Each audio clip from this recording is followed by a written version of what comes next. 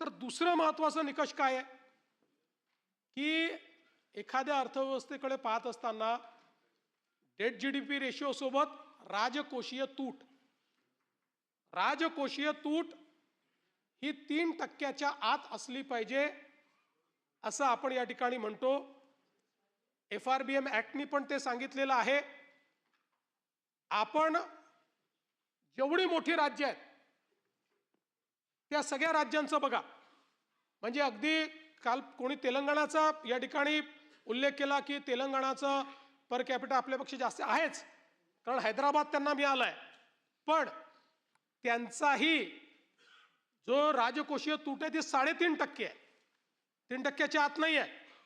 महाराष्ट्राने लाडकी बहीण योजना चालवली, शेतकऱ्यांना मोफत वीज दिली, हे सगळं करूनही राजकोषीय तूट आपली 2.78% आहे, 3%च्या आत आहे।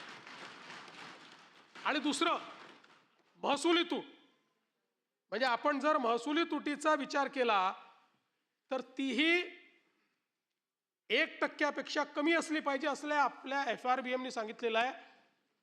आपली महसुली तूट 1%च्या आत ठेवण्यात आपल्याला जे यश आलेलं आहे ते याही वर्षी आलेलं आहे।